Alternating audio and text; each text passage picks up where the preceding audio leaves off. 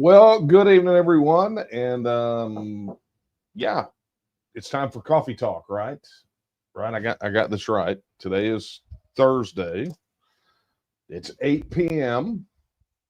So I think I'm in the right place at the right time. Anyway, guys, thank y'all so very much for joining me tonight. A lot of people are traveling, enjoying that extended weekend, and a lot of them cut out already tonight. But I am here because this is what we do week in and week out. We gather together. You ask me questions. You tell me what you want to discuss, and then we do it. I come in here, I do my thing, right? So let's just get all this out of the way, all the stuff for the new people, and then let's get right down to it. What do you say? Let me get a sip of coffee first. As you can tell, I need it. It has been a brutal week, without a shadow of a doubt. But all good nonetheless. All right, so let's get this thing started right. So for all of you joining us for the first time, I'm Daniel Miller, president of the Texas Nationalist Movement, and this is the thing we call Late Night Coffee Talk. It is that time in the week where I take a break from what I'm working on. I pour yet another cup of coffee, and I fire the camera up and I answer your questions, right? You tell me what you want to talk about, and occasionally I soapbox on things I want to talk about. If you guys kind of prod me that direction, that's what happens. Or sometimes it's just me. I get on here and I just talk about what I need to talk about because it takes an hour to do so. But for the next hour, is in this hour right now, you are going to get to direct the conversation. So if you would like to submit your questions, it is super easy to do so. If you're watching on our YouTube channel, first and foremost, hello and thank you. Our YouTube channel has been growing, and I really don't know how to feel about that. I mean, I'm happy about it, but it's just weird, right? Sometimes you don't know why these things happen the way that they do, but they do nonetheless. So if you're watching on our YouTube channel, look, be sure to like, subscribe, hit that notification bell, share, do all the cool YouTube things. And if you have a question, you can drop it in the chat, which I think on your screen, if you're watching on a desktop, will be over here. And if you're watching on your phone, I think it's down here. I can't keep up with all these things, but that's where I think it is. And of course, super chats are active, as are channel memberships, right? So this has been a thing that we've been doing for the past a little over a month now. We activated channel memberships, and a big thank you. Speaking of, let's do that now because I got to it so late last week. A big thank you to all of our channel members who have signed up, getting early access to videos, getting some exclusive content that we're pushing over there, and just really do appreciate every one of you guys because you're the ones who are making it happen. You're allowing us to get this content generated, and we are very thankful for that. So drop your questions in the chat on YouTube. If you're watching on Facebook, you can be sure on the video to like and share and comment, because comments are where your questions go, and they show up over here with the rest of them. So be sure to do that. And of course, like I said, like and share, right? I mean, you got to get out there. We got to defeat the algorithm, and you're the only ones who can help do that. Additionally, if you're watching on X, yes, we are on X tonight. Technical things, right? But we're on X tonight. So if you're watching on X, you can be sure to do all the things you do over there. Repost, like, whatever they call it over there. It's so confusing. It was so much easier to figure out the terminology when it was Twitter. But on this video, if you want to get your question in, be sure to drop it in the chat on the video. If you just like at us or do whatever, it doesn't show up. And we need them all to kind of go in the one spot, because Kara is exactly 1, 2, 3 walls that direction, making sure that all of the questions go into the appropriate hopper. And again, something else as well, if you don't want to do any of those, like if you're watching on Rumble, you can always drop your question to the address that you see at the bottom of the screen down there, coffeetalk@vtnm.org, which many of you did. You guys are getting in the habit of dropping your questions via email and getting them in early, which I would have to say is the smart strategy. So that being said, let's get down to it. Let's see what we got over here. Right out of the gate, Mr. Eric Riddle with a $25 super chat on YouTube. Eric, thank you so much for that. Really do appreciate it. It is extraordinarily helpful for us to get this thing moving along. Look, we're out of legislative session, and now we know what we got to do. This is not me being repetitive. I'm not going to go through all that again unless somebody asks, but this is crunch time. You know, we have a lot of work to do, and that right there, what Eric just did, helps us make it happen. So big thank you to Eric Riddle for making that contribution of $25. Okay, let's go here to our first question. We're going to take it via email. And this question is from Christopher. And he says, hey, Daniel, I'm Chris. Oh, sorry, did not mean to be so formal, Chris. I'm Chris, a proud Texan, and I want to know how close we are for putting a document of independence in front of Abbott that says Texas independence, a proud nation, and how close are we to the finish line? Okay, good question. And I will let's see how I can answer this. I'll tell you, I got asked this question recently. Something very similar about how close we are.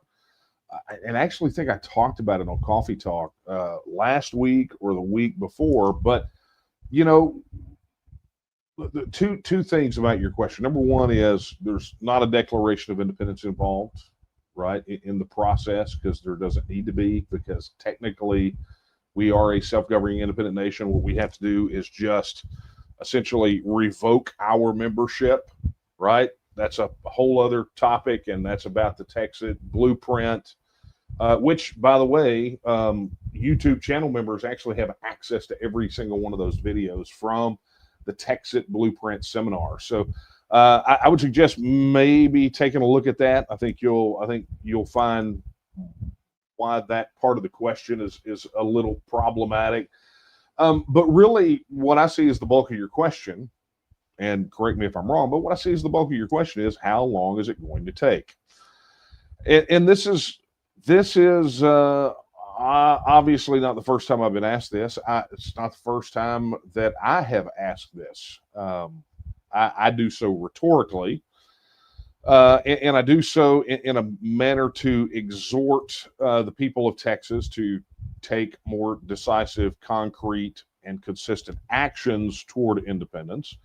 But here's the bottom line. Article 1, Section 2 says that all political power is inherent in the people, right? So understand that fundamentally that means that the people are the main drivers of the timeline, right? So let's say that we believe that Texas independence is inevitable. Is it 1 year away? Is it 10 years away? Is it 100 years away? Texas will be independent at some point, but what we have control over, right, what we are responsible for is how soon and in what manner this happens. And it's not something I have control over, right? It's not me exclusively. You can pluck anybody out of leadership in the TNM, and none of them are individually responsible for that date with destiny, how soon or far away it is. Instead, it's the people, right? The people are the sole determinant of the timeline. This will take as long as the people let it take. And I will tell you that I see this often with people, that they run real hot and cold. And I talk about that on an individual basis because the timeline will be determined by the collective output of the people, but each individual is going to be responsible for the amount of effort, the amount of resources, the amount of time, their skills, everything else. That's an individual responsibility. So while we have to look at it and say, well, the time is going to be determined by how the people move, we have to understand that each one of us is individually responsible within that. And so when I see individuals run hot and cold on this, and they do the hokey pokey, and today they're on fire and tomorrow they can't be bothered, or they go prioritize other things, or they put no effort in whatsoever, other than to say, sit on the sidelines and criticize. They don't donate, they don't join, they don't volunteer, they don't attend meetings, they don't talk to their friends and neighbors, they don't plug people into the organization. Then I have to assume that they are not at the point where they need it. And a lot of times that's just determined by pain point. Some people just don't hurt enough. They just don't see the impending doom enough. So bottom line, how long, when will it happen? I can't tell you that. If it were up to me, it would have happened August 24th, 1996, but I'm not the sole determinant of that. It's everyone. All political power is inherent in the people, not the person. Some people may say, well, what about this roadblock, this choke point in the Texas legislature? Well, those guys got there somehow, right? They got there because they raised money, they campaigned, they got the votes to be there. And as much as we may dislike a massive bulk of those people, they got there, right? That somehow they got there. And it's pretty straightforward how they got there. So when the people want it bad enough and the representative in the legislature doesn't represent them and their desire for Texas to be independent, then the people collectively will go in and they'll pluck that person out and they will put somebody in that is more representative of them. And I think it's interesting to me how people love to make excuse me, that aspect of it a lot more complicated than it really is. Now, granted, there's a lot of things within that have to happen, but the bottom line is it's not really that complex. The answer to your question is not complex. The solution to shortening that timeline is not complex. But I'll just leave it with what I told somebody on the south lawn of the Capitol back in, I don't know, 2010, maybe 2009, 2010. They came up and asked me about it. You got to remember that at the time, I'd been at it for quite some time. The TNM was, in organizational terms, pretty much a baby, right? From 2005 to say 2009, 2010. So at most, we're, somewhere between 3 to 5 years old. Depending on when this was, I'd have to go back and look, see the date of the rally. But I got done speaking and I came off and I did an interview with a news outlet. And then I had a guy come up to me. He goes, well, when are we going to get this done? It's like, when are you going to get it done? Right? When are you going to make it happen? I can only work 24 hours a day, 7 days a week, 365 days a year. And one person doing that is not enough to cut it. 10 people is not. All political power is inherent in the people. So this is why we always say this is a people movement. So anyway, thank you for that question, Chris. And speaking of from another Chris, let's go ahead and do that. Chris Powell, thank you so much for your super chat of $49.99. Really do appreciate that. He included it looks like a bit of a paraphrase from 1 Timothy 5:8. But if any provide not for his own family, and especially for those of his own house, he hath denied the faith and is worse than an infidel. Straight from God, take care of your family first. Texas, not DC. So thank you very much for that word of encouragement and exhortation, Mr. Powell. It is greatly appreciated. All right. Let's get over here to the next question. Let's see here. Okay, this is from Betty, which is interesting, Betty, because you spell your name like my father's sister. And you don't see it spelled that way that often.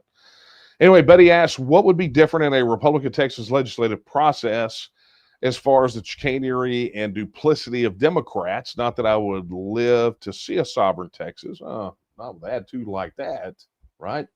Please reference my answer to the previous question. But we would still have to abide leftist Democrats. Look, here's the thing.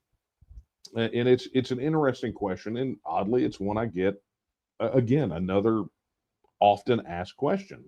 How is politics or the political system going to be any better in an independent Texas? And you have to understand that the answer to that question, you have to look and sort of take why politics, or understand why politics is so dysfunctional in Texas, right? So at the core, you have humans, right, which are corruptible. Okay, so you have to contend with that, because that's just the way it is, right? All political powers inherent in the people. People can be led astray. People can be lied to and elect bad people and bad actors who can entrench themselves into a system. But that's the thing I think we need to focus on. We need to understand that so much of what drives the dysfunction in politics here is really tied to our relationship with the federal system, right? So I've talked about this many times, but it's been a hot minute, so I don't have a problem talking about it. But number one, look at campaign finance. Why are other people in other states able to donate money to campaigns and candidates within Texas, right? We complain all the time about George Soros. You go back to the Abbott-Beto O'Rourke race and look at how much money both of them raised from out of state. You know, I talked about this a few weeks ago over the school choice bill, so-called school choice bill. Love it or hate it, not the issue at hand. The issue is about $12 million in contributions that Greg Abbott got from outside of Texas, somebody who doesn't live here, from an individual, to push the school choice agenda. Now, I don't know if that bill was what they were looking for, but that's just the reality of it. So take that. Now, Texas outside of the union, as an independent nation, would not allow foreign campaign contributions. So you take that out of the equation. Well, how does switching up campaign finance and eliminating outside influence, particularly where the money is concerned, how does that one thing alone change the entire political dynamic? I mean, in major ways, because money is one of the biggest drivers in political campaigns. Money oftentimes dictates the outcomes of elections, particularly in the primaries. Okay, so you have that one aspect. You have the other aspect that deals with the political careerism and the ladder to federal office. A lot of people are saying, and probably there is some merit to this, that Greg Abbott vetoed SB 3 because he's planning another run. He's planning a run for president in the next presidential cycle. Well, okay, so take the SB 3 thing out of the equation. If someone who wants to climb the political career ladder to move from a state level to a federal level office, how does that affect their decision making here? Are they answering to Texans first, or are they playing to people in other states and thinking about how particular issues would poll in so-called battleground states, or, you know, the Iowa caucuses or whatever? In other words, they're not serving the best interest of the people in Texas. Instead, what they're doing is they're playing to what could potentially be a crowd for them on the, you know, the other side of things, right, on the federal level. And that's just at the presidential level. You start talking about people moving from state to Congress, or from state level office to U.S. Senate. They start looking at things in a very federal way, putting the federal government ahead of Texans oftentimes. And their argument would be that those interests a lot of times overlap. And I would say, really, because it doesn't feel like it to the average Texan. The federal government is not there to help, and when they do, it always has strings attached that can be used to strangle us to death. So, you know, so all of a sudden you chop that off, and now you don't, you know, the office you get here in Texas is the highest level you can get. Well, what does that do? Well, it makes these guys, it forces them to be more responsive to the people that they represent here, because there's no salvation on the federal side. We don't give a crap what Iowa thinks. We don't care what they think in California or New York or K Street in Washington, D.C. None of that matters. So that particular aspect of it gives you an opportunity, really narrows that focus. They can't go any higher than office here in Texas. So that means they've got to focus on what they can do here for the people of Texas. And then, of course, the third aspect of this that I think oftentimes gets lost in talking about that federal dysfunction. So much of policy here in Texas is driven by federal money, right? They take money out of our pocket, it goes to Washington, D.C., and then it gets sent back to us with strings attached. And so much of what drives policy in Texas, it was like 3 sessions ago when we did the study, and it was like 45% of laws, bills that were introduced in that legislative session talked about or dealt with a federal law, federal regulation, a federal agency, any number of those things. And so, those, when you have those sorts of strings attached, that becomes a major policy driver. In an attempt to reclaim some of that money, the legislators are often forced to push federal policies, programs, agencies, whatever it is, into Texas, and then of course come out of our pocket for matching funds additionally. So understand, it's kind of like we get our money back with strings attached, but we have to come up with more money out of our pockets to match it to be able to get that back. So the whole thing is a scam. You cut that off, right? And I think the benefits there are pretty self-evident. So those are just 3 aspects of this, right? The campaign life, the political careerism, and then this other about the federal money. But look, this is what I'm going to boil it down to. Well, let me give you the 4th thing. Okay. I was going to stop at 3, but I'll give you the 4th thing because I feel like I need to say it. Understand that the vast majority of Texans have so much focus on what's happening in Washington, D.C., they have no clue what's happening in Austin. I doubt very seriously that many Texans could tell you that Dustin Burrows, not enough to tell you that Dustin Burrows is the Speaker of the House, right? They're all focused on what's happening in Washington, D.C. So consequently, what happens is dysfunction is allowed to spread and propagate and continue on in Austin, in our government here in Texas, because everybody's focus is on Washington, D.C. Not everyone. Most people are focused on Washington, D.C. So what does that do? Well, that means these guys get to slide through under the shadows, and they get to tell you things like, well, this was the most conservative session ever, and most Texas voters are none the wiser, okay? So, being out of the union, being a self-governing independent nation is quite simply eliminates that attention. Now, this is the place that gets the focus. So instead of people being focused on what's happening in that clown show in D.C., Austin gets the focus. And I think personally, that's one of the biggest reasons that many in the political establishment don't want a TEXIT vote on the ballot. Number one, they know it'll win, but number 2, it will shine a light on what it is they do day in and day out. So there's 4. That was not short, but there are 4 reasons why Texas independence can solve this dysfunction. But here's the bottom line, and it goes to the very first thing that I said. Ultimately, it is our responsibility, right? Self-determination and self-government. Okay, the two things in front of both those terms are self. We get to make those choices. We get to determine what we're going to do politically in our political future, and we get to govern ourselves. So ultimately, who is responsible for those sorts of things? Well, in a self-governing independent nation, you are, I am, Kara is, everybody here, we're responsible. There is a responsibility that comes with self-government. And I'll tell you, that's why I think a lot of people, not politicians, but actual rank and file Texans, some are afraid to pursue Texas independence because they become responsible. So if we come out of the other side of this with independence and we have crappy government on the other side of it, well, then who's to blame? The federal government's out of the equation. They can't be blamed anymore. Well, then who's to blame? Well, that would be us. But I will say this. I believe that Texans are willing to step up and take that responsibility.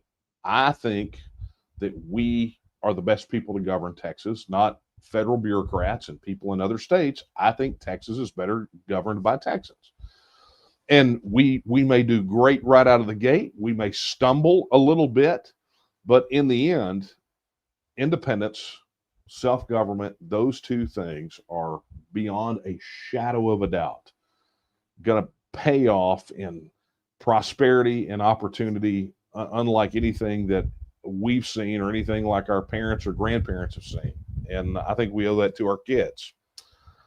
So anyway, Betty, thank you so much for that question. All right, let's see what we got over here.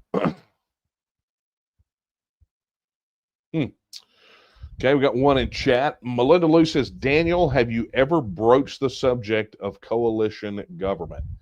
I know what coalition government is. I know what it applies to. It's not something I'm unfamiliar with, but I do not understand your question in our particular context. You see typically coalition governments in multi-party parliamentary democracies, right? So I'm not sure how coalition government applies to our particular circumstance, but I'm willing to entertain a follow-up question if you pop it in there, or something to clarify. Okay, Fred says term limits. Okay, we should not be letting our elected representatives tell us what to do. They're confused about whom is in charge. I don't disagree with that. These are all facts. We haven't got to a question yet. The boss gives raises and dictates what the terms are. We, the people, demand term limits for all elected representatives and judges. I'm not seeing a question there, Fred, but okay. Thanks for sending it in. Okay, this is from Michael in Tyler. Hey, Michael. Okay. I became a member of TNM a year before I transplanted here from Wisconsin 3 years ago. I did not like the direction our country was going under Obama and Biden, also fed up with the Republicans rolling over and playing dead. As much as I loved Wisconsin, the liberal politics there made me feel so uneasy. Since last November's election, with President Trump back in the White House, I have regained confidence that the America as we knew it is not dead. With the amount of winning on a daily basis under his leadership, whether the economy, the border, regaining respect around the globe, are you feeling/seeing a decline in enthusiasm regarding Texas self-governance? Should we continue to hold steadfast, as all of this could swing back in the wrong direction in 4 years? That's a good question, Michael, and it's something that I've talked a lot about. And I will tell you, you actually answered your own question and probably did not even realize it, right? When you said that you've regained confidence that the America as we knew it is not dead, but then you asked the question, should we continue to hold steadfast as all of this could swing back in the wrong direction in 4 years? What you essentially did was you said, well, maybe not, maybe America isn't back, right? And I think the position that you're taking is where many people in Texas, is the same position they're taking right now, is that people feel like there's been a bit of a pause on the decline, right? They've slowed decline, but the decline is there nonetheless. Remember, even with the things that you perceive as gains or wins, as you called it, winning under the Trump administration, number one, none of those things are permanent. Number two, nothing really affected the electorate. Number three, you still have the same deep state actors and the same political establishment in effect. And finally, the circumstances for why Texas should be independent really haven't changed, have they? I mean, we're seeing the lowest illegal immigration numbers that we've seen in a very long time, maybe in history. I don't know. That's not an insignificant thing, but understand that you are literally a heartbeat away, possibly, from that changing and going back to the way it was. You are one midterm election away from that happening. You're one potential federal judge ruling away from that thing happening, or a SCOTUS ruling. So the fact of the matter is that there's nothing about these changes that say that they're going to be permanent. There's nothing to even indicate that. The political establishment hates these policies so much that it is almost an inevitability when there is a party switch. If the Republicans lose Congress, or they lose the next time they lose the White House, all of this will be rolled back and in a massive, massive, massive way. In other words, that pendulum is going to swing super hard the other direction. So the circumstances have not really, the underlying circumstances, the rationale hasn't changed. Have the immediate circumstances changed? Sure. But I think, and I would just caution anyone who sort of has that feeling that, well, problem solved, I can go back to doing whatever I was doing. I would caution everybody. That is the ant and the grasshopper mentality, right? That whole Aesop fable. And now is not the time to fiddle around or go back to sleep or go inert. Now is the time you go absolute pedal to the metal. And I got to tell you, I'm hearing it from a lot of our people who have directly connected with us to say, look, I know what we got here is a breather. What can I do now to prepare for when all this is what you were experiencing now is temporary. The United States of America as a political and economic institution is in decline, period. And you've got a Trump administration that's doing everything it can to slow down that decline under the guise of stopping it and changing the trajectory. But unfortunately, you have got far too many people in a structure that, whether it's the federal system or the other states or whatever it is, that are pushing the other direction. California being one of them. I mean, New York City electing that socialist mayor. I mean, the sentiment that drove Obama and Biden is still there and in sufficient numbers to tell you that, look, you got a bit of a breather. Enjoy it while you can, but not too much, because we should all be working like crazy to make as many gains as we possibly can. I have no illusions that some of our people are asleep on this issue, and I wish it were different, but unfortunately it is not. But understand that when the pendulum swings back the other way, these people will suddenly be reactivated, and we're going to have to say, where have you been? Right? I mean, we've all been here working, right? So, I get your point, Michael, but like I said, I think you answered your own question. If you're concerned that the pendulum is going to swing back the other way, you may be winning right now, but at the end of the day, you recognize that the battle's already lost, because the possibility that it could shift hard the other direction and be worse than it was under Obama and Biden, and literally just like that is the thing that should give you pause. That tells you everything you need to know about where you should be on the Texas independence issue. At the end of the day, I want to see the United States of America succeed as an institution. I want them to be free. I would love for them to return to constitutional government and do all that, but that's not going to happen. But with Texas as a self-governing independent nation, we're in a much better position to help people that are trapped, so to speak, behind the lines than if we are still tied into that system. And look, time will tell, right? But I would encourage anyone out there, now is not the time to sit back on your haunches. It's not by any stretch of the imagination.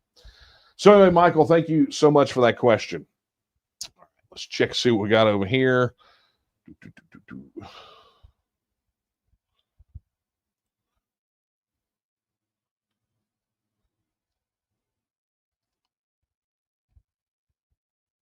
Okay.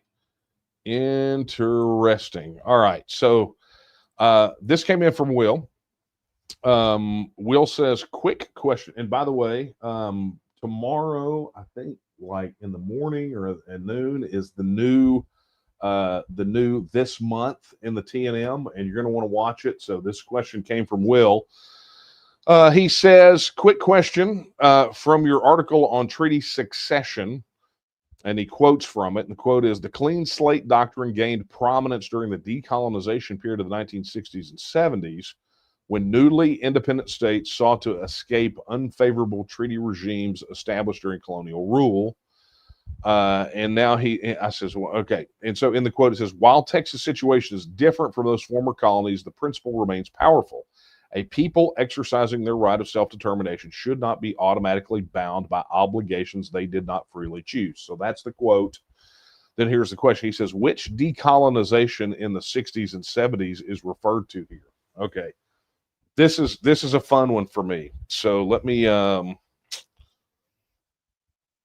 I have got a graphic here. Yeah. Let's go here. Okay. So what Will's referring to is there is an article on the Texian Partisan right here. Yeah, right there. And it's titled, "What is Treaty Secession and Why Texas Supporters Should Care?" And it's in the Constitutional and Legal Analysis section. Texian Partisan right here. And it's a pretty deep dive on the issue of treaty succession. It's that particular section on the Texian Partisan deals with some pretty deep divey stuff. And what's fun about it, and I like this because this is a very wonkish question. Just kind of broad strokes, there is a principle that is in play. I mean, I don't know if you want to call it a principle. It's just this thing that self-governing independent nations, particularly those that break away or spin out of other sovereign self-governing entities, larger bodies, bottom line is this thing called treaty succession. And if you've heard me talk about this on here before, or ever heard me talk, or remember when Dr. Quartrip was in a couple of years ago and lectured at some meetings, there's this, the modern day concept of a nation state is actually new, right? In the span of human history, right? We've had nations, but this modern understanding of what a nation state is relatively new. It's only a couple hundred years old ish, right? A little over. And so you wind up in a situation, well, I guess more, probably 300 years. But anyway, the modern concept of a nation state has evolved, right? Because it was essentially a new concept. People didn't know how to deal with it. So you have this ever developing body of, what you would call, international law. People freak out when you say that, but they forget to go back and look at Vattel's The Laws of Nations, which I have a copy of that thing. It's a behemoth, by the way, somewhere, one of these shelves. I've got a copy of it, but it's like how we talk about, and I talk about in the TEXIT book, this evolution of the idea of secession, how in the 19th century, states breaking away from the Union was considered secession, but now that same scenario would not be, in the 21st century, would not very likely be referred to as secession. If you're being accurate, it would be a withdrawal of membership, because the United States as an entity is not a monolithic nation state. It is essentially a supranational body, right? Like the European Union. The United States of America and the European Union are very similar in that regard, in that they are institutions that are federal in nature, that are membership organizations effectively, made up of constituent nation states. And you know this from the evidence, right? Article 1, Section 1 of the Texas Constitution. Texas is a free and independent state, subject only to the Constitution of the United States. You see that. You see it through the existence of the Electoral College, or you see it through the bicameral legislative body, where you have people, you have a body representing the people, and then a body representing the states themselves. So you see that all around. So it is a supranational body, okay? Now, that being said, I'm getting to the treaty succession part. So the challenge as this international law and really these principles, precepts that govern the relationship between nation states, late 1800s, early 1900s, they had to begin to wrestle with this idea. Well, look, if two nation states, if a nation state and another nation state sign a treaty, and all of a sudden these guys break off from this nation state, do those treaty obligations between these new people and these people, do they still apply? Or you have this nation state and this nation state, and this nation state completely upends its government and becomes a new entity, a newly titled new nation state. Do those treaty obligations follow, right? So do they follow the successor state? Okay, so hence treaty succession, right? So do the treaty obligations follow the succeeding, not, well, I guess technically it could be succeeding in this, but the successor state, okay? So that's what that article is all about. Now, Will's question was very specific as to something that was mentioned in that article, which was that analysis. I mentioned the decolonization period of the 1960s and 70s. Okay. So let's get over here, and here's the graphic that I added. So here's something that's pretty cool, and hopefully if you're on a small screen, you're not going to be able to see it. Look at it on a larger screen later. This map is not entirely accurate, right? In the fact that it has just 1776 for the U.S., but it makes a good visual aid for presentations like this, and that's why I have it, is for presentations. That's why it was handy. But what you'll notice, I wish I could literally, I'm pointing at my screen. You people cannot see me pointing at my screen. But what's interesting is you will see a lot of dates on here, and all of a sudden you have this glut kind of in the 50s, 60s, and 70s, right? And in the article I mentioned specifically the 60s and 70s, but you essentially had this glut of them, and you'll see them there, right? You see kind of in the right there, kind of in the Pacific, in the Atlantic, in those islands down there. You see a little bit down in South America, but a lot in Africa and in Asia, South Asia in particular, the Middle East, and even out toward the Pacific. And so you have this massive explosion of self-governing independent nations. Like, this thing doesn't even include the dissolution of the Soviet Union, right? So that's not what this map shows. But in reality, what this map deals with is decolonialization, okay? So what you had was post formation of the UN. Interestingly enough, I think the UN is a terribly corrupt institution. I think it's powerless. I think it's useless. I think it is ill-suited for purpose. So now that I've got all the UN trashing out of the way, let's just talk about the reality, right? About its existence and everything else, okay? So after the formation of the UN, in its Declaration of Principles, right, there is one in there where every nation that joins the UN, when they sign on to the UN treaty, they acknowledge the right of self-determination, okay? And so, good thing for us, because the United States is a signatory to that treaty, right? So they recognize explicitly the right of self-determination. So that's a whole other topic. But what you saw was an expression post-World War II, and really after the formation of the United Nations, where you had these big behemoths, these big empires essentially, begin to shuck off their colonies, right? To basically take their colonies and say, go get them, tiger, go be independent. Or sometimes some of these guys were hanging on very tightly to them, and they were wrested from their hands as a consequence of the war. You had things that happened, a lot of post-World War I and World War II kind of British mandate things.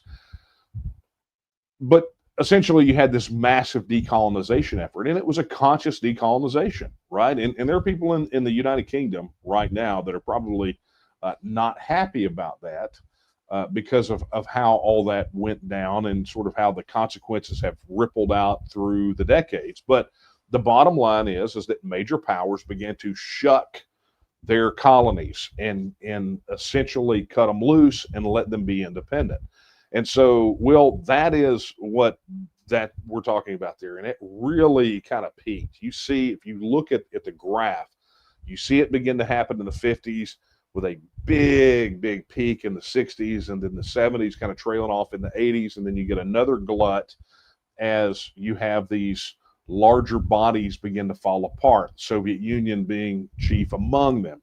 And you saw a lot of constituent republics of the USSR gaining their independence. So that talking about the 50s or the 60s and 70s, that decolonialization effort, that is the deliberate decolonialization movement or decolonization movement. I've seen it written both ways. No hate mail, please.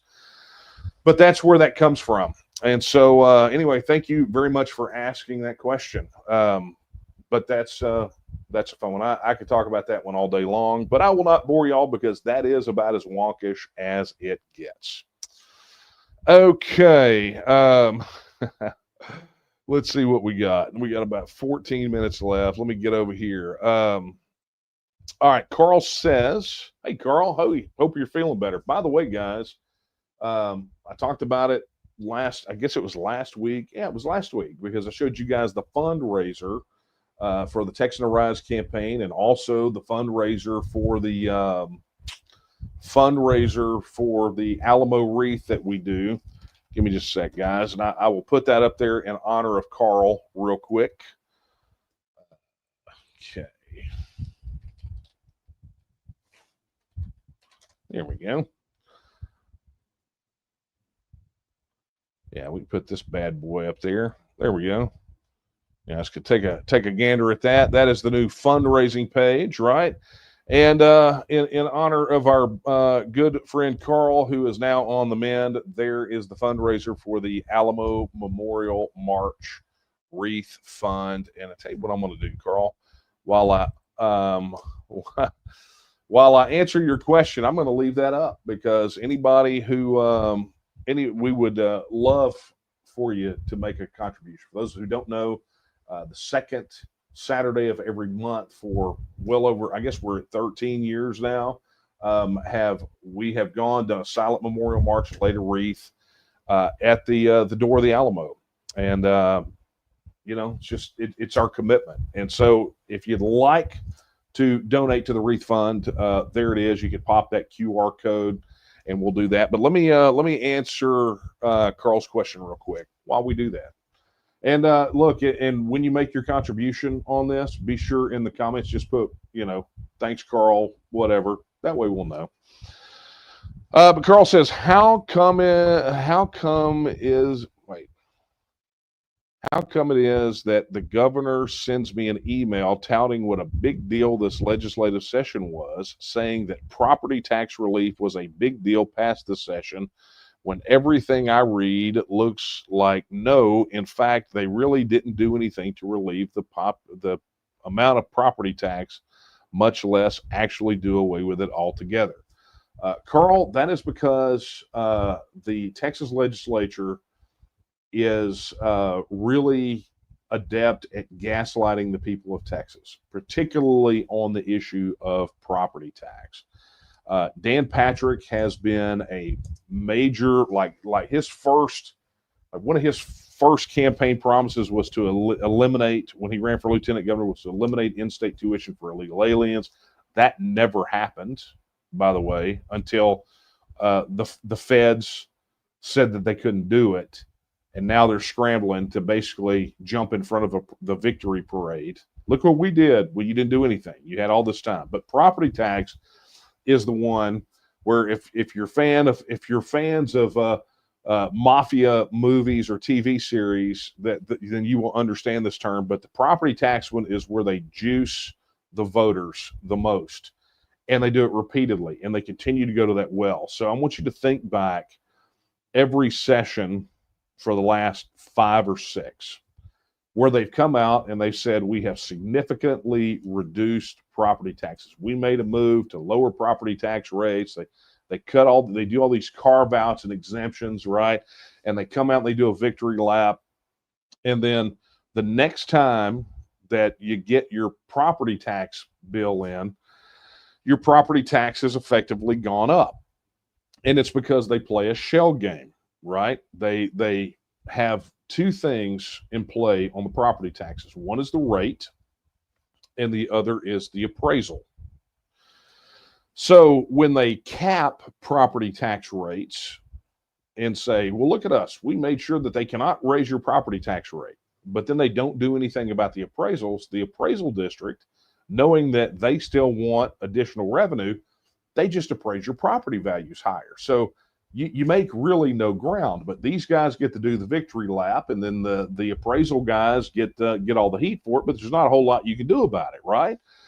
Because for most people, the appraisal system is pretty nebulous, right? It's just the way that it works. So, Carl, don't be surprised. This is what they do. There is no willpower on their part to put us on a path to the elimination of property tax.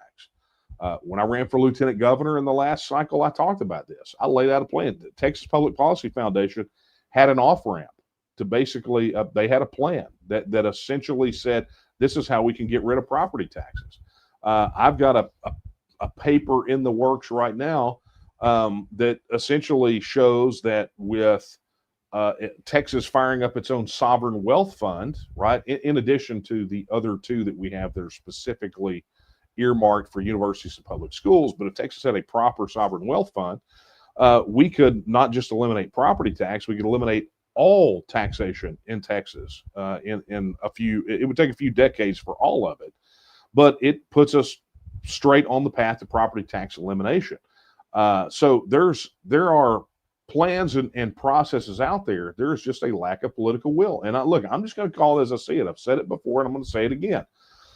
There won't be any substantial movement in the Texas Senate on property taxes as long as Dan Patrick is the lieutenant governor and as long as Betancourt is a senator. As long as Paul Betancourt is a senator with any power or control whatsoever, it won't be done. Because part of Paul Betancourt's business is negotiating out property taxes, helping people negotiate their property taxes down. Well, the way that his company makes money is for you to get billed high, they negotiate it down, and then you get it. Then they get a cut of what they negotiate down. So, where is his impetus to eliminate property taxes? Because that would just absolutely destroy his business model. So. That's the reality of it. You guys, as Texas voters, you're going to get gaslit again. It's already happening. They're already making the rounds, talking about what a solid job they did this legislative session. And I think we all know that it is a big hustle. I mean, that's what they do. Oh, look at that. Look at that. Thank you, David Brunig. You came in right under the wire. Look at that. See, live updates. Thank you for that. And we really do appreciate that. Guys, if you haven't seen pictures of the wreath, you need to do that. But Carl has been running that program for us for years. And while he's been out recovering from surgery, Stacy Pauley stepped up and did a phenomenal job, one of our local leaders there in Bexar County. And just my hat's off to you guys. Thank you guys so very much. All right, let's get down to it. I gotta hustle up. I'm running out of time. All right, let's take this bad boy here.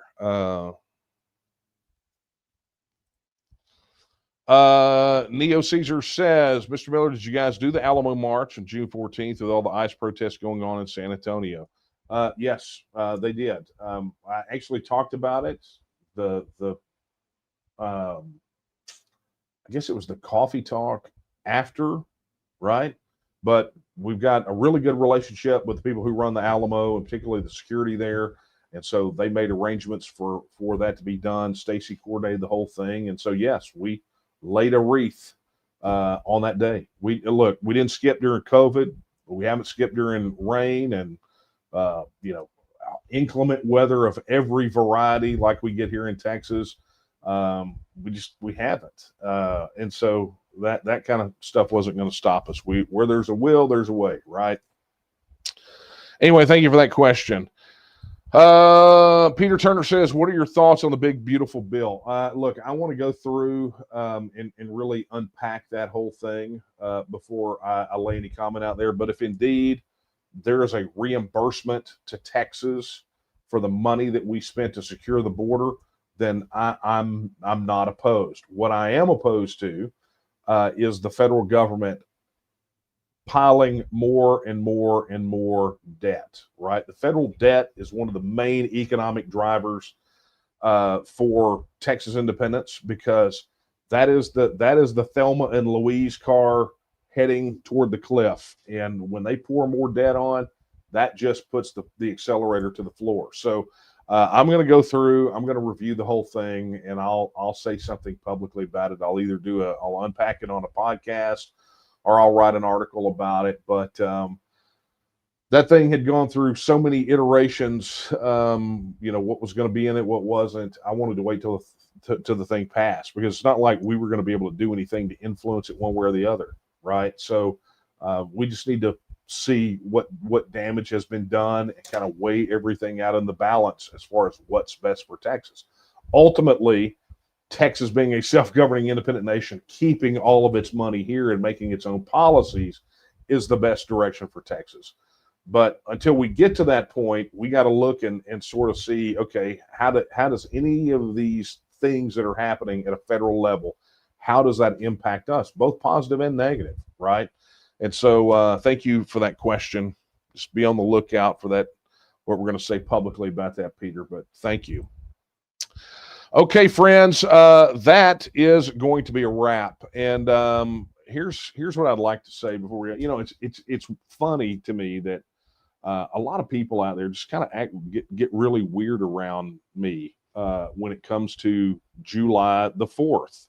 And I don't understand why.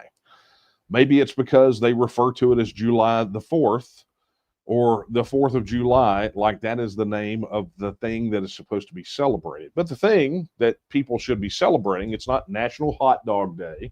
It's not, hey, let's blow off some gunpowder in the sky day. It is a holiday ostensibly called Independence Day. And it's the day that you celebrate the principles that were ensconced in the Declaration of Independence, penned by Thomas Jefferson and signed by those delegates on July the 4th, 1776, right, that declared the separation of 13 colonies from Great Britain and put each of those 13 colonies individually, not just on a peer footing with one another, but also with, as it says in the Declaration of Independence, the state of Great Britain. And if you want to understand so much of what we talk about here for Texas independence, I would encourage you to go back and read the Declaration of Independence with an eye toward who we are right now, what we are saying about this idea of nation states, and Texas being a self-governing independent nation, the fundamental construction of the Union and the things that compel us to work for Texas independence. I would suggest you do that, because look, I as much concern, gripe, whatever you say, grievance that we have with the current federal system, understand that spirit of 1776, of the language that was penned in that document, and the spirit of the people who went and fought for their independence, the independence of their colonies as states, because in their minds, once independence was declared, each of their colonies was a self-governing independent nation state. That's how they viewed it. And they worked together and they fought together to achieve independence for all of them. And so much of that spirit is what fueled our independence in 1836. The same grievances with a centralizing government in Mexico City can be, those are the echoes of the grievances that were penned by Thomas Jefferson aimed at the government and the crown in Britain.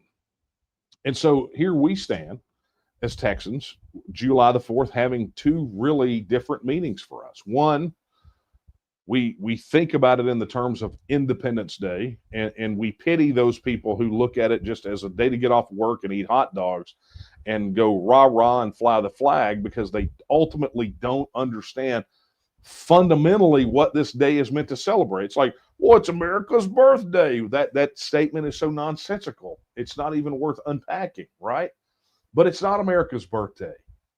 It was the birth of 13 self-governing independent nation states that came together in a common cause to secure their independence, and later came together in a political and economic union, one that was created by those same people who won that if you want to call it a revolution, you can call it a revolution. It really wasn't a revolution. It was a war for independence. It was a war for secession. If you want to use the terminology of the time, that's literally what it was. And so that government, even today, that is so far afield from what those people envisioned, we can still hearken back to that spirit. We can still hearken back to those principles and say, you know what? We're going to do everything we can right here in Texas to secure our independence and secure those principles of liberty that those people were willing to go absolutely to the mattresses for. They were willing to die for that principle of independence. And if you say, "Oh, that's not what it is," I want you to think about it. Think back, if you've seen it, you can think back to that letter that I read from Colonel Travis from the Alamo, not the victory or death letter, but the one where he is very plain that they were willing to give their lives under the flag of independence. So keep that thing the main thing, but also let us not forget that July 4th is the anniversary of when Texas acceded into membership into the federal system. We became a state of the United States. And so on one hand, we can celebrate those principles that made, that sort of birthed the idea of independence and a common modern nation state. But on the other hand, I think we can look back at some, and say, was it a regrettable decision? I think it's room for us to have some introspection, right? To think about these things. And honestly, to, much like March 2nd, to recommit ourselves to the principles of freedom, liberty, and independence for Texas moving forward. Because after all, if Thomas Jefferson were alive today, he would be here working with us in Texas. It's just the way it is. So anyway, you almost missed it, Carl. Congratulations. Thank you so much, Carl, for becoming our newest channel member. Really do appreciate your support there. Thank you very much. All right, guys, let's get down to it. A reminder, if you have not registered your support, now's a great time to do that. Head over to tnm.me/vote and register your support today. Additionally, if you have not seen, you saw that little glimpse for a donation portal, but if you head over to donate.tnm.me or tnm.me/donate, whatever it is, you will find it, right? Or just go hit the donation button on any of the pages. So you're going to want to do that because something special is getting ready to happen in relation to donations and membership. I'm really excited about what's going on there, but we definitely want you to be a part of that. So look, if it's $2, $5, $10, whatever it is, head over there today, pick a campaign, make a contribution. We'll really appreciate it. Okay, friends, that I do believe is going to be a wrap. Yes, because I am over time and I have to get back to work. I literally have a call right after this, so I got to hurry up and get out of here. But I want to leave you with the words I leave you with every time we're together. They're not my words. They're the words of Sam Houston when he said that Texas will again lift its head and stand among the nations. I believe that time is now, and the question is, will you stand with her? Good night, everyone.